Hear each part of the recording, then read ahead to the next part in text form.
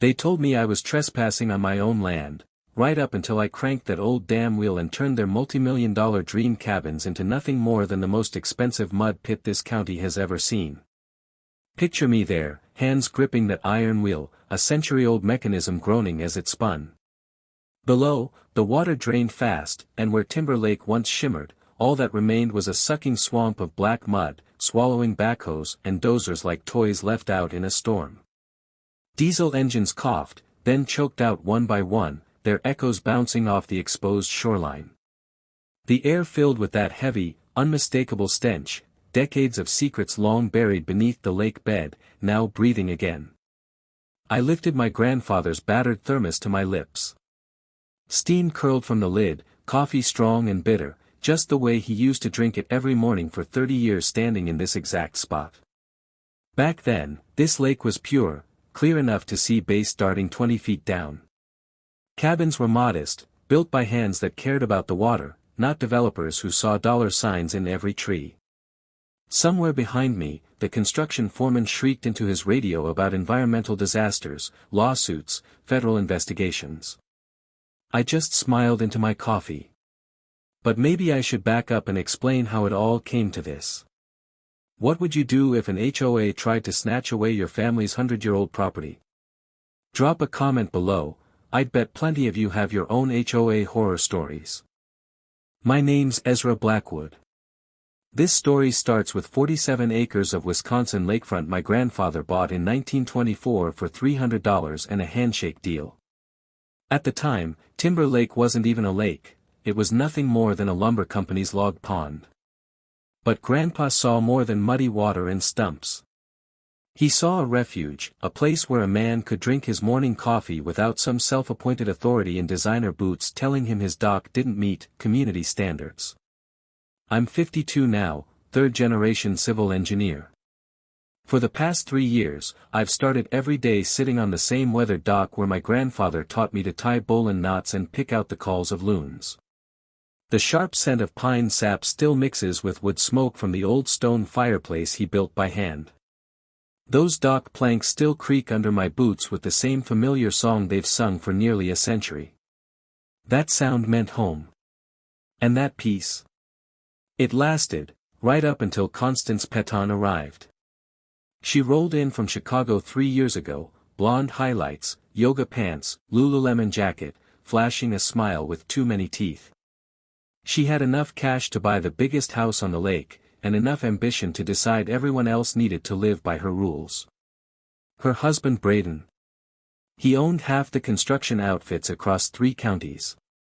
Within 6 months, she'd sweet-talked her way into being HOA president, promising to elevate property values and protect the community vision. You know the type, the kind of person who'd file a complaint because birds sing too loud in the morning. The real trouble began after I got back from a 2-week job downstate. I pulled into my gravel drive, the crunch under my tires telling me I was finally home. But instead of peace, I saw bright orange survey stakes stabbing into my shoreline like little flags of invasion. Before I could even cut the engine, a white Escalade came fishtailing up, spitting gravel, blocking me in. Out stepped Constance, boots worth more than my mortgage payment, clipboard in hand, strutting like she owned the place. Ezra. Perfect timing. Her smile was polished realtor steel. I've got wonderful news about your property. Let me tell you, any time someone says they've got wonderful news about your property, you'd better hold on to your wallet. She launched into a rehearsed speech about an emergency HOA meeting. Funny how those emergencies only happen when the one guy who'd object just happens to be out of town. Unanimous vote, she said. Community Enhancement Project. 120 luxury cabins, transforming our underused shoreline into a premier destination. She slid a stack of legal papers toward me, those red-tipped nails flashing in the sun. Your property, she said, has been generously selected as a community donation, for the greater good. I stared at her, then at my grandfather's deed in my hand. The ink might be faded, but the lines were ironclad. Every acre. Every tree. Every foot of shoreline we defended for 3 generations. Constance, I said slowly, this land's been ours since 1924. That deed's recorded at the courthouse. She waved her hand like she was brushing off a gnat. Oh, that old survey. Probably outdated. Things change, Ezra. Progress happens. Then she gave the line that told me exactly what kind of war was coming. Besides, I think we can all agree, your little cabin doesn't really fit our vision for Timber Lake's future. My little cabin. For generations of memories. My dad learning to fish here. Me teaching my son to skip stones across water so clear you could see the sandy bottom. Not good enough for Princess Constance and her country club fantasy. She rattled off timelines like she was doing me a favor, construction in 30 days, completed in 18 months. HOA's lawyers had already signed off. Fighting it would bankrupt me long before I saw a courtroom. Don't make this harder than it needs to be, she said, sliding back into her SUV. The perfume she wore hung in the air long after her taillights vanished down my road, chemical, sharp, impossible to ignore. And I remembered my grandfather's words from countless mornings on the dock, son, sometimes you've got to fight for what's right, even when the odds are stacked against you. Especially then. That's when I decided it was time to see exactly what that old deed did, and didn't, say about the rest of this lake. Constance wasted no time showing me exactly what kind of neighbor she intended to be. 3 days later, I was back on the dock, steam curling off my morning coffee as loons called across the lake. That familiar pine scent mixed with the clean bite of water on a crisp Wisconsin morning. Then I heard it, the low growl of a pickup crunching down my drive. Out stepped a guy in khakis and a polo shirt embroidered with Timber Lake Community Standards. He adjusted his sunglasses like he was about to hand me a speeding ticket. Sir, you'll need to cease that activity immediately, he barked, pointing at my coffee cup like it was a weapon. I blinked. Excuse me. Noise complaint, he said flatly. Your activity on the dock at 6 a.m. violates community quiet hours. Apparently, drinking coffee and listening to loons now constituted a public disturbance. Amazing how these brand new rules appeared days after my little conversation with Constance about my non-compliant cabin. That was only the appetizer. The full course came later that week when another clipboard warrior showed up. This one gave my family's dock, built by my grandfather and maintained for a century, safety inspection. According to him, it failed 17 different regulations that had never existed until about 5 minutes ago. Those boards had carried Blackwoods for generations, but suddenly they didn't meet current load-bearing standards. His solution? Tear it down and rebuild, at a price tag of $50,000. More than I'd paid for my last truck. The HOA board, stacked wall-to-wall with Constance's country club cronies, rubber-stamped the violation notice like it was gospel. Margaret from the garden club, who once begged me for spare tomatoes, now had strong opinions about shoreline vegetation compliance. And Bob, the neighbor who'd waved every morning for 3 years, suddenly found the ground fascinating whenever I drove by. But here's the thing, I'm a civil engineer. I know paperwork. And my dad always said, if someone's trying to screw you with documents, the devil's in the fine print they hope you won't read. So that weekend, I parked myself in the county courthouse basement, breathing dust that hadn't moved in decades.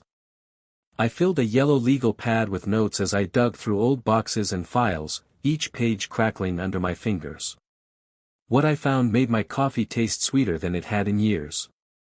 The HOA's incorporation papers looked like they'd been slapped together during a NASCAR pit stop, missing signatures, bad notifications, skipped procedures.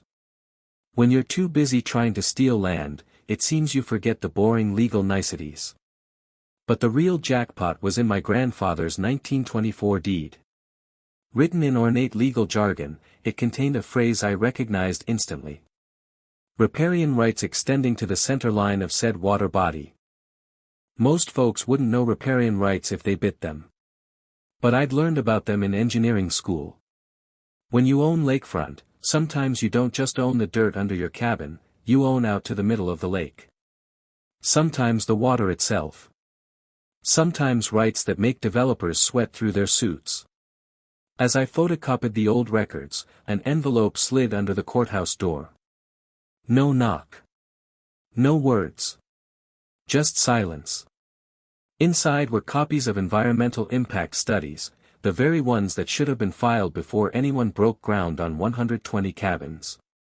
Keyword, should have been. Turns out federal environmental law carries sharper teeth than HOA bylaws.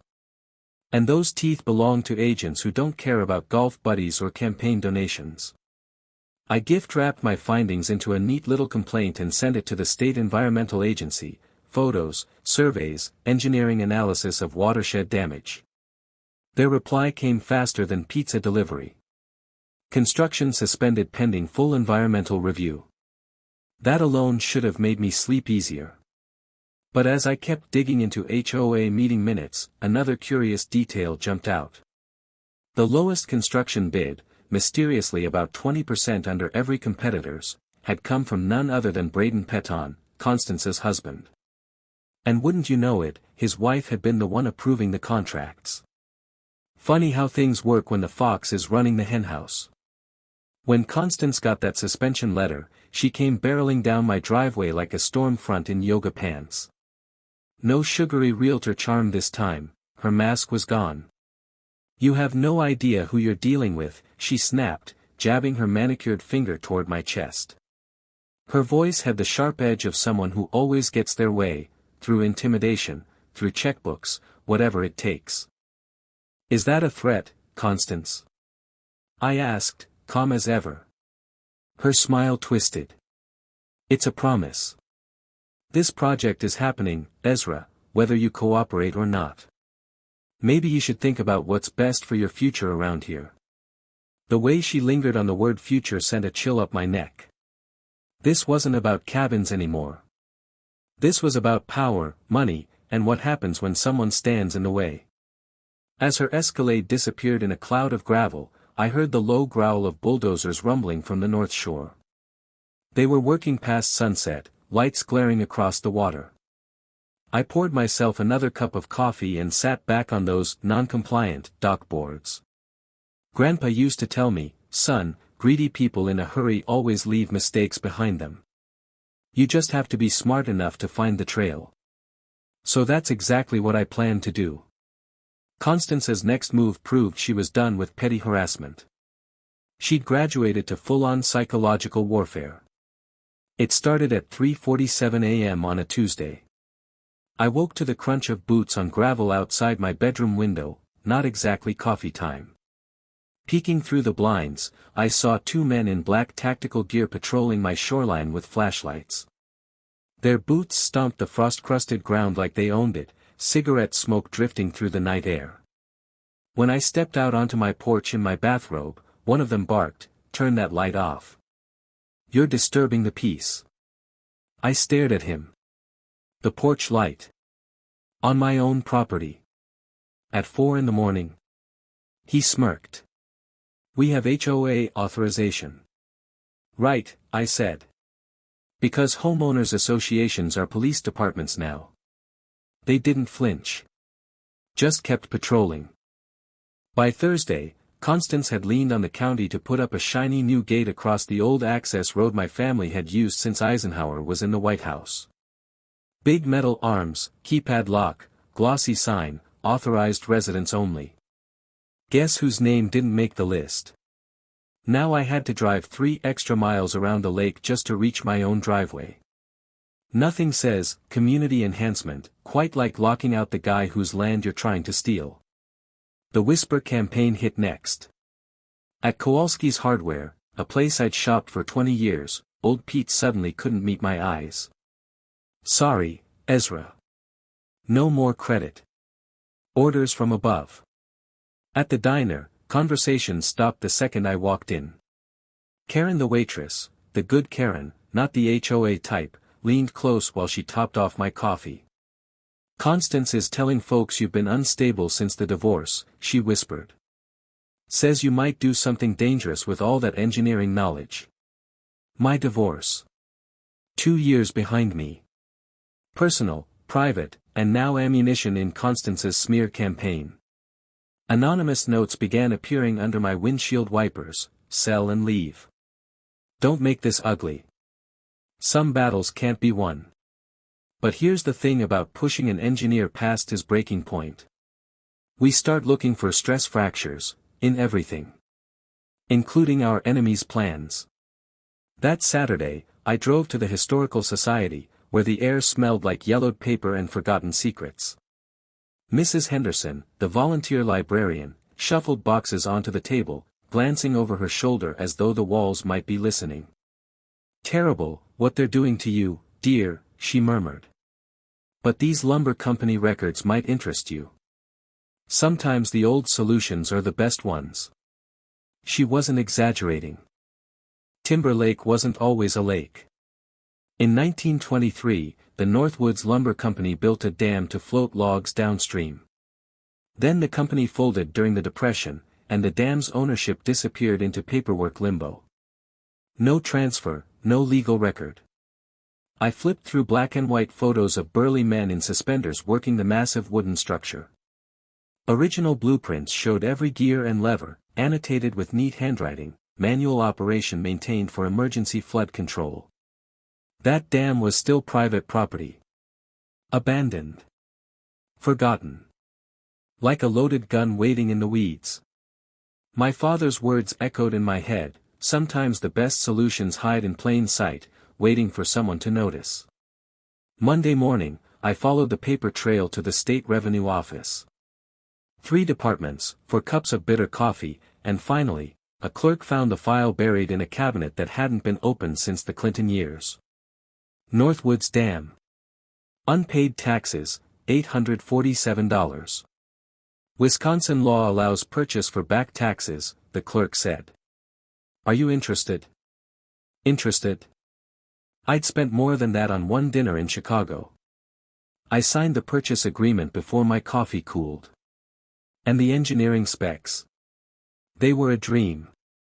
The dam could legally lower the lake by 8 feet without violating flood regulations. 8 feet was enough to expose every concrete foundation Constance's crews had poured. Enough to turn their site into a swamp. And maybe, just maybe, enough to reveal what 70 years of sediment had been hiding. That night, another anonymous note appeared under my wiper: final warning. Take the offer. Disappear. I looked across the lake.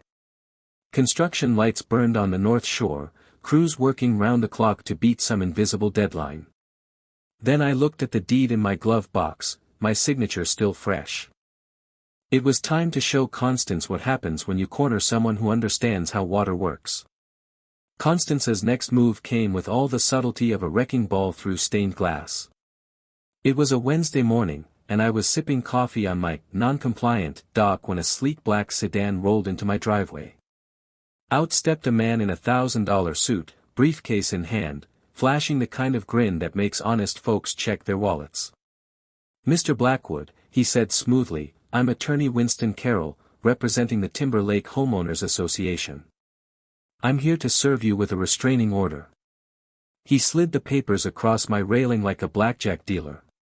According to the document, I was a clear and present danger to community welfare and legally prohibited from tampering with, approaching, or even operating any water control structures within the township. In other words, they'd figured out I owned the dam. "This is temporary, of course," Carroll added, his voice oozing condescension. "Just until we can resolve this misunderstanding in court. $1 million restraining order. Quite a misunderstanding." But Constance wasn't done flexing. By Thursday afternoon, bulldozers were chewing into my shoreline, cutting century-old oaks that had stood since my grandfather's boyhood. Their saws shrieked like tortured metal. One by one, the trees fell with sickening cracks, crashing into the water with splashes that slapped against my dock. I dialed the sheriff, voicemail. "The county supervisor, we'll look into it." "The state environmental office, sir, we're still reviewing your complaint." Meanwhile, my grandfather's trees were reduced to stumps, their roots bleeding into the lake. By evening, the water had turned brown and sluggish. Dead fish floated belly up near my dock, their pale bellies bobbing in the current. The smell hit first, diesel fumes and raw sewage mixed with the sweetness of decay. Timber Lake, once clear enough to see the sandy bottom, reeked like a poisoned swamp. That night, I sat on the dock with a glass of bourbon, staring across the water at the glow of floodlights and the drone of generators. For the first time since my father's funeral, I felt completely helpless. I'd built bridges, designed water treatment plants, solved problems with logic and steel. But here I was, powerless, watching everything my family built drown under greed and corruption. I picked up a photograph from the table beside me, Grandpa in 1955, standing proud on this very dock, holding a base almost as big as his arm. The lake was so clean back then you could drink from it. He used to say, some things are worth fighting for, even when the cards are stacked against you. Especially then. The words burned in my chest. Because the deck wasn't just stacked anymore. They were trying to take the table, the chairs, and the whole damn house with it. And I knew then, I wasn't finished. Not by a long shot.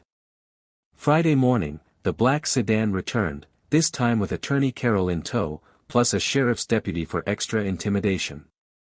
He handed me another thick envelope with that same reptilian smirk. Emergency court hearing, he announced. Monday afternoon. Judge Martinez is deeply concerned about public safety. According to the paperwork, the HOA wanted my restraining order made permanent. Their argument? That I was an emotionally unstable individual operating aging infrastructure. Translation: divorced guy with a dam must equal domestic terrorist. While they were busy trying to paint me as unhinged in legal filings, I was learning more about my new piece of property. Those 1923 engineering blueprints weren't just architectural history, they were a manual for controlled environmental justice. Simple, elegant. Drop the lake level by 8 feet and every concrete foundation poured by Braden's crews would be laid bare. But drop it 12 feet? Then decades of buried secrets, industrial waste, construction debris, and who knows what else, would surface with the mud. So, I started testing. At 3 a.m, under cover of stars, I stood at the dam's brass controls. The wheels groaned as I slowly opened the gates, water surging through the channels. The roar of it filled my chest, vibrating the air like a freight train. Then, carefully, I shut them again, memorizing every sound, every resistance in the gears. I did it again the next night. And the next. Until I could run the system by feel alone, eyes closed, like muscle memory. The stress gnawed at me, metallic on my tongue, pounding in my temples, but the damn steel under my palms gave me something I hadn't felt in weeks. Hope. Sunday evening, my phone rang. It was my son, Derek, calling from Minneapolis. Dad, I saw the news online. Are you okay? Mom says you're obsessing over this property thing.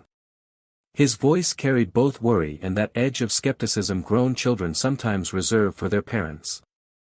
I'm fine, son, I told him. Just protecting what your great-grandfather built. He hesitated. But is it worth all this?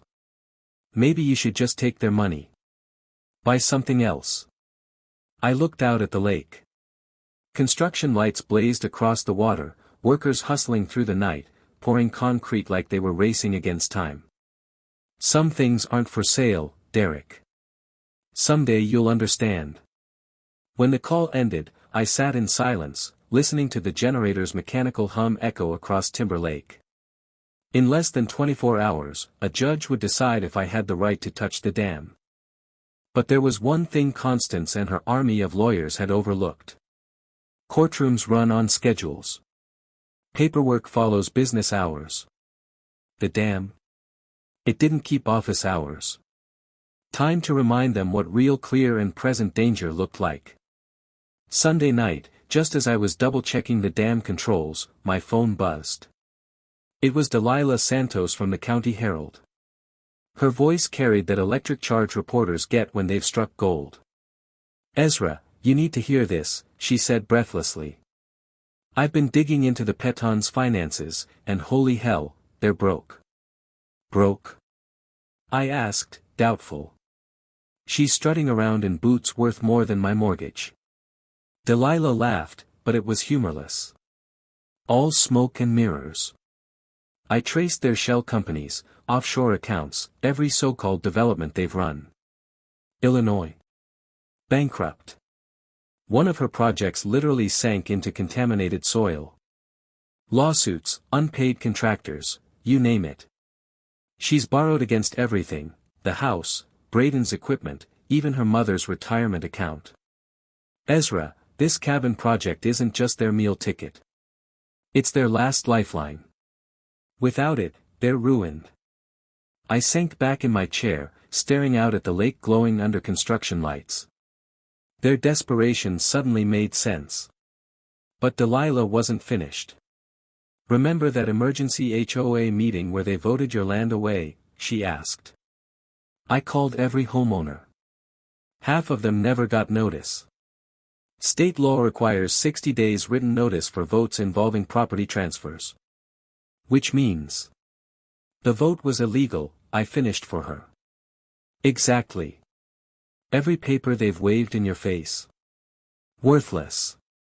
Constance steamrolled the whole thing through without following basic procedure. My hand tightened around the phone. For weeks, I'd felt like I was fighting an avalanche. Now I realized most of her boulders were made of paper mache. But Delilah had saved the biggest revelation for last. Your environmental complaint triggered an automatic record search, she explained. The EPA found something interesting about Timber Lake's history. That dam you own, it's more than a piece of old lumber company hardware. It's the key to unlocking decades of buried evidence. I sat forward. Evidence of what? She took a sharp breath. Waste. Chemicals. Industrial debris. The lumber company didn't just float logs here. They dumped. And later developers kept using the lake as a trash pit. Lower the water far enough, Ezra, and all of it comes back up. My chest tightened. You're saying? I'm saying this isn't just a lakefront property dispute anymore. We might be looking at a Superfund site. If contamination is confirmed, the feds take over. No construction. No development. Nothing moves until years of cleanup are done. And whoever touched that land, past owners, current developers, anyone, gets hit with the bill. Across the water, the construction crew's floodlights burned like desperate suns, and I finally understood. Constance wasn't just building cabins. She was racing the clock.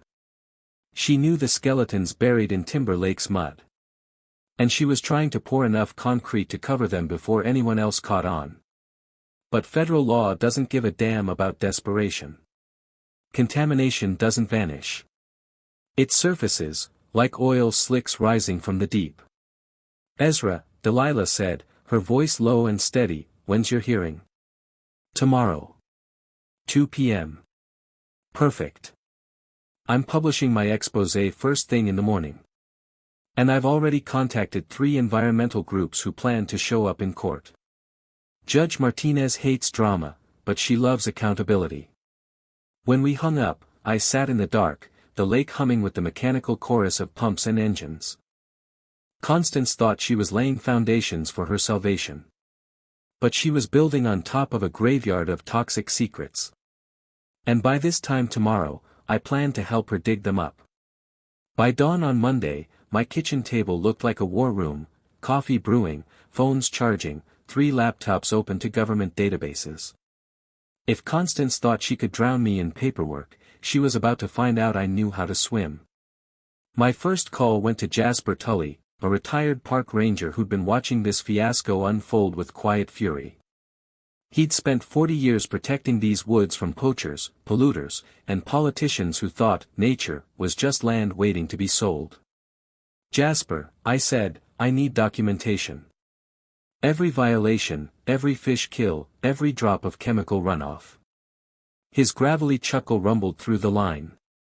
Son, I've been cataloging their mess since day one. Got photos of them dumping concrete into spawning beds, videos of sediment plumes wiping out 3 generations of base fry, even water tests showing chemicals leaching into the groundwater.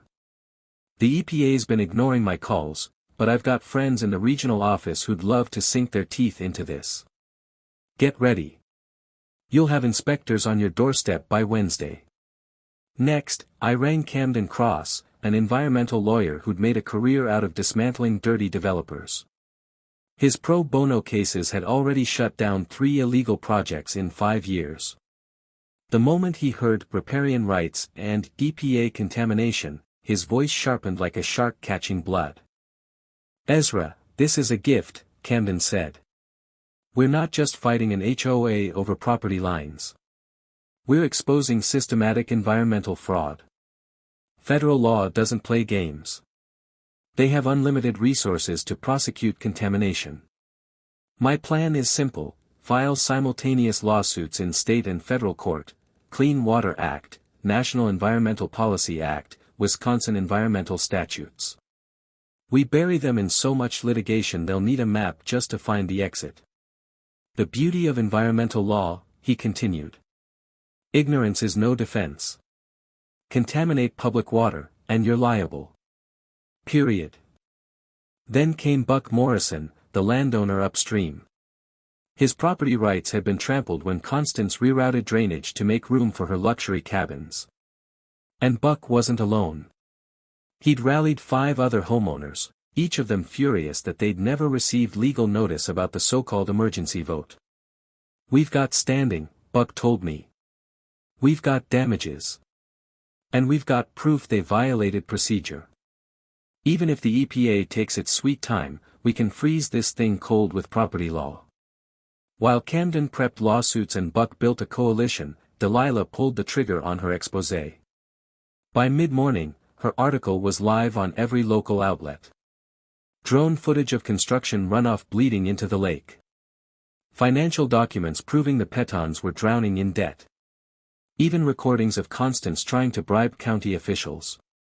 The headlines screamed across Wisconsin news feeds.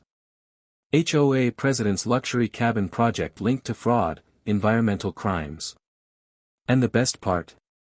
Delilah had already lined up 3 environmental groups and 2 investigative reporters from Milwaukee to attend the hearing. The timing's perfect, she told me. Judge Martinez can't ignore this. Not with the press watching. As for me, I'd spent the weekend memorizing the 1923 dam specifications until I could operate the controls blindfolded. The plan was surgical: lower the lake exactly 8 feet to expose the construction foundations. Then, if needed, drop another 4 to uncover the buried contamination, without disrupting downstream flood control. Thanks to Jasper's contacts at the university, I now had water quality sensors installed along the shoreline. Every chemical signature, every toxin released as the lake dropped would be recorded in real time. The EPA loves hard data, Camden reminded me. Give them airtight evidence, and they'll move mountains to prosecute. For the first time in weeks, I felt something shifting. This wasn't just me on an old dock anymore. I wasn't fighting alone. The community was stirring. Federal law was waiting. And Constance's empire of intimidation and paperwork was about to crack under its own weight. Tomorrow afternoon she expected to walk into court and strip away my right to the dam.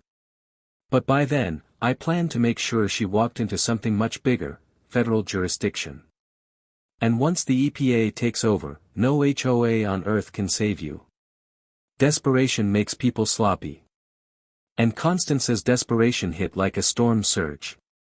It started at 3 a.m, Tuesday. The sound of metal snapping jolted me awake, the distinct clink of bolt cutters. Through my window, I spotted flashlights bobbing near the dam. The acrid smell of a cutting torch drifted through the pines. 3 men in dark clothing were hunched over the dam's manual controls, trying to sabotage the mechanism before I could use it. Sparks flew as they worked on the housing. What they hadn't counted on was Jasper's security detail, retired military buddies who'd volunteered to watch my property after the threat started. "Hey! Jasper's booming voice cut through the night. You boys lost? The flashlights jerked upward. In seconds, footsteps scrambled, car doors slammed, and the night swallowed the would-be saboteurs. All they left behind were scorch marks and cut fencing. But that was just round one. By mid-morning, the county building inspector pulled into my drive, the same one who'd rubber-stamped every violation against my property. He strolled up with a clipboard, eyes scanning my cabin like he was casing it. Mr. Blackwood, he said smoothly, we've identified immediate hazards in your electrical system. Fire risks. You'll need a professional inspection, $12,000 up front. Work must be performed by county-approved contractors only. Funny thing about those contractors, they were all booked solid for the next 6 months. Safety first, he added with a straight face. The community, they called it. The same community dumping toxins into the lake. When intimidation didn't work, Constance played the media card. Wednesday afternoon, the local paper splashed my name across the front page. Lake residents' erratic behavior raises safety concerns. The article painted me as a paranoid loner obsessed with controlling water levels. It cited anonymous neighbors worried I'd endanger downstream residents. Translation: Constance's book club had taken up journalism. Apparently, asking construction workers to stop dumping concrete into spawning beds counted as aggressive behavior. And my late-night phone calls with Camden? Rebranded as talking to myself. But Constance's piece de resistance came when she tried to bribe her way through court. Delilah got wind of it thanks to Judge Martinez's clerk, who had received a suspicious lunch invitation. She wore a wire, and sure enough, there was Constance in a fancy downtown restaurant, sipping white wine, explaining how a small administrative fee could make sure my hearing was delayed until after construction finished. $5,000. Enough to buy scheduling conflicts. Not enough to buy a judge. When that failed, Constance went for my finances. Thursday morning, my bank called. Mr. Blackwood, my loan officer said nervously, concerns have been raised about your financial stability. Given your ongoing legal disputes, we'll need updated statements, and, a psychiatric evaluation before approving further credit. A psychiatric evaluation. To keep my checking account. Meanwhile, across the lake, floodlights turned night into permanent daylight. Braden's crews worked like ants on caffeine, engines roaring, concrete pouring, trying to beat a clock they didn't know was already running out. But rushing only made their sins easier to spot. Friday morning, Buck Morrison handed me a memory card from his trail cameras. The footage showed Braden's crew rolling 50-gallon chemical drums off a flatbed at 2 a.m., pushing them into the water near the North Shore. Hazmat stickers glinted in the moonlight. Braden himself stood there, glancing at his watch like a man out of time. They're not just hiding old waste, Camden said grimly after reviewing the footage. They're creating new contamination, trying to muddy the waters about who's responsible. It's sociopathic, but it won't work. Forensics can separate old toxins from fresh ones. They just handed us evidence of both. I stared at the screen, rage simmering. Constance wasn't building cabins anymore. She was building her own coffin. And come Monday, I intended to nail the lid shut. By Friday evening, Constance made her boldest, dirtiest move yet. The county sheriff showed up at my door with an emergency psychiatric hold order signed by a judge from the next county over. The claim? That I was mentally unstable and a danger to critical public infrastructure. 12 hours in county lockup for psychiatric evaluation, just long enough to miss Monday's court hearing, where they planned to strip me of damn rights permanently. It almost worked. Almost. But Camden had expected something like this. When people are cornered by federal environmental charges, they get creative with legal tricks. He'd already filed motions challenging the order's jurisdiction and requested that an independent forensic psychiatrist be assigned. That's how Dr. Patricia Hawkins walked into my holding cell Saturday morning.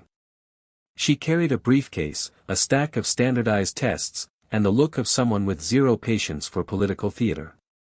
"Mr. Blackwood," she said, settling into the hard plastic chair. "I've reviewed the request for your evaluation. Frankly, it reads less like medical concern and more like someone's legal Hail Mary. Let's get this over with." 3 hours of tests followed, cognitive checks, stress responses, family history. She asked about the supposed paranoid behavior, and I explained. The invisible companions were phone calls with Camden, and the water obsession was protecting a dam my family had cared for nearly a century. She raised an eyebrow, scribbled notes, and finally leaned back. "Mr. Blackwood," she said, a rare smile flickering, "you're dealing with extraordinary stress in a completely rational way. This order is medically baseless. Legally questionable. I'll file my report within the hour." By Saturday afternoon, I was free, with a clean bill of mental health and documentation proving Constance's accusations were fabricated. But Camden wasn't finished digging. He traced the order back to Judge William Thornton of Dane County, Braden Petons' golf buddy and campaign beneficiary. "This isn't just corruption," Camden said, voice sharp with predatory satisfaction. "This is conspiracy to weaponize the judicial system for personal gain. Federal crime. Career-ending prison time stupid." While I was busy answering psychiatric questions, Delilah had unleashed her exposé statewide. Her investigation tied everything together: shell companies, bribed officials, systematic intimidation, and environmental crimes. Drone footage of Braden's midnight dumping ran on every evening news broadcast.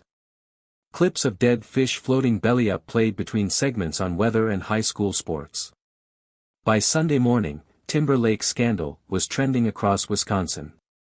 Environmental groups from Chicago to Minneapolis were demanding federal intervention. But Constance wasn't done clawing. She managed to pressure 3 county commissioners into holding a secret weekend session, aiming to seize the dam under emergency flood control. If they pulled it off, my ownership wouldn't matter, eminent domain would take it away.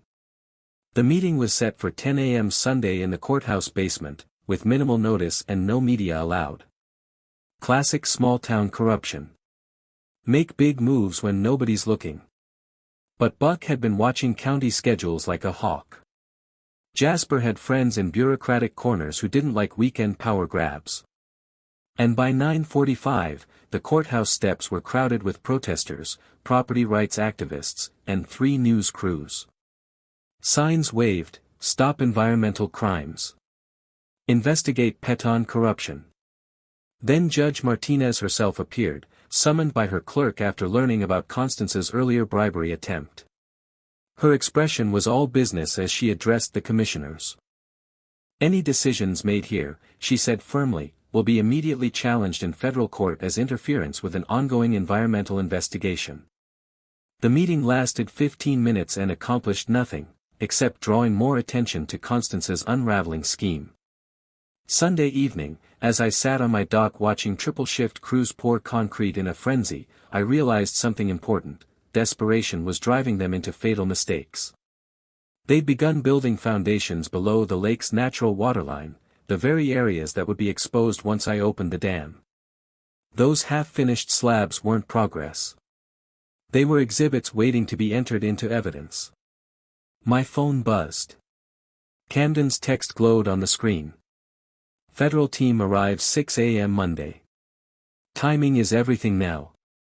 I looked at the dam keys in my palm, brass worn smooth by my grandfather's hands. Tomorrow morning, Constance was going to learn the difference between having money and having leverage. And I was about to teach her both lessons in water dynamics and justice. Monday morning, 5:30 a.m. The air was sharp with pine and cold mist. My hands rested on the dam's brass wheels, worn smooth by generations of use. With a deep breath, I turned the controls. The gates groaned open. Water thundered through the channels, echoing across Timber Lake like the voice of judgment itself. The surface dropped inch by inch, then foot by foot, revealing what had been hidden for nearly a century. By 7 a.m., the construction crews across the lake were in chaos. Diesel engines sputtered, radios crackled with panic. Shut down the concrete trucks. The water's falling, fast. Their million-dollar project was transforming into the county's largest mud pit. Foundations that had been poured under floodlights all night now jutted awkwardly from sucking sludge. But the foundations were only the beginning. As the lake receded, decades of buried sins clawed their way into daylight. Rusted machinery, cracked concrete chunks, chemical drums with peeling hazmat labels. A rainbow sheen spread across the mud as petroleum products bubbled to the surface. The air filled with a sour, metallic stench that burned the back of the throat. This wasn't just a setback for Constance. This was an environmental crime scene. At exactly 8 a.m., 3 black SUVs rolled up, followed by a mobile testing lab that looked like it belonged in a sci-fi movie. Out stepped Dr. Sarah Bennett, lead scientist for the EPA's regional office. One glance at the exposed contamination, and her verdict was immediate. "Jesus Christ," she muttered, snapping photos. "This is a Superfund site waiting to happen." Her team fanned out, setting up sensors, collecting samples, recording contamination levels spiking as the muck breathed open air. Drone cameras buzzed overhead, live-streaming the mess to Delilah's news crews. At 8:30 sharp, Constance arrived, her white Escalade fishtailing down the access road. She stumbled out in designer jeans, her practiced realtor smile gone. Panic was etched across her face as she pointed at me, voice shrill and breaking. "You can't do this," she screamed. "This damn operation is illegal, I have a restraining order." "Actually," Dr. Bennett interrupted coolly, stepping between us, "Mr. Blackwood is operating under federal environmental authority. Local restraining orders don't override federal jurisdiction." The words hit Constance like a punch. Federal jurisdiction meant federal prosecution. Federal prison. "This contamination wasn't us," she cried, voice cracking. "It was here already, we're the victims." That's when Buck Morrison stepped forward, phone in hand. "Then explain this," he said, showing Dr. Bennett trailcam footage of Braden's crew dumping fresh chemical drums into the lake just nights before. Dr. Bennett's face hardened. "Environmental forensics will separate historical waste from new dumping. What I'm seeing here," she said flatly, "is both."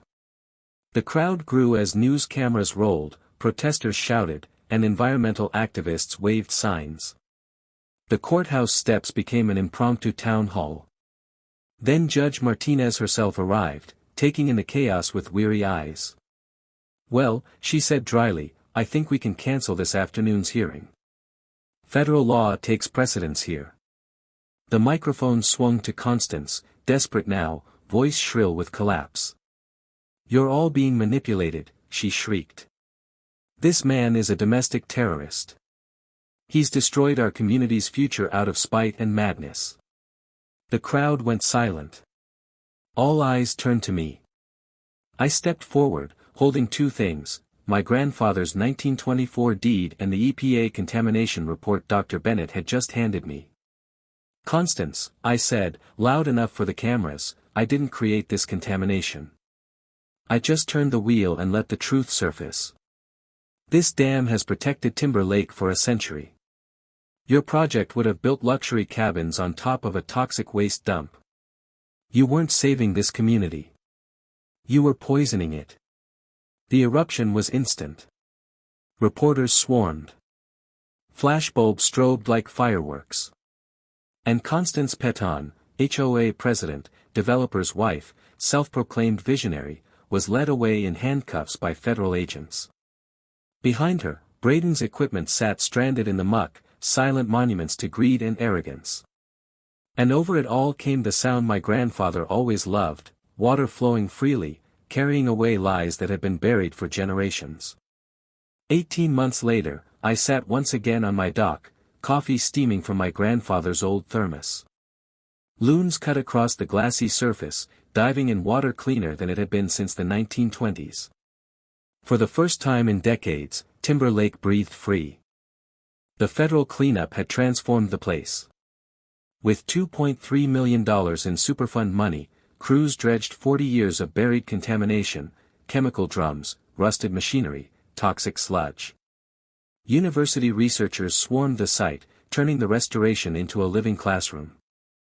Students and waiters cataloged fish returning to the shallows. Scientists monitored plant regrowth as the shoreline healed. Constance Petons didn't get to see it from her mansion. She got 3 years in federal prison, environmental conspiracy, bribery, fraud. Her husband Braden lost his construction license permanently and filed bankruptcy after cleanup costs swallowed every dollar his insurance wouldn't cover. Their house, the largest one on the lake, was auctioned off for pennies on the dollar. The HOA dissolved, then reformed under new leadership. This time, Buck Morrison was president, and their very first vote was unanimous, a 10-year moratorium on new development to protect the watershed. For once, community standards actually meant something. Funny thing, property values climbed anyway. Turns out families pay more for clean water and quiet woods than for luxury cabins built on toxic mud. But for me, the real victory wasn't money. It was watching my son Derek bring his kids here last summer. 3 generations fishing from the same dock, just like my grandfather taught me. My granddaughter caught her first bass in water so clear you could see the bottom 15 feet down. The dam itself became a landmark, restored and honored. The county built an interpretive trail with signs explaining how citizen action and environmental law had saved Timber Lake. School groups came by the busload, kids crowding around the brass wheels while teachers explained flood control and conservation. I kept running my engineering consulting business but added a new specialty, helping other communities fight back against corrupt developers. Turns out there are a lot of Constances out there, and most of them make the same mistakes when desperation drives them too far. From Timber Lake came lessons worth passing on. Old deeds often hold hidden rights. Forgotten tax records can be leverage. Environmental contamination brings automatic federal authority.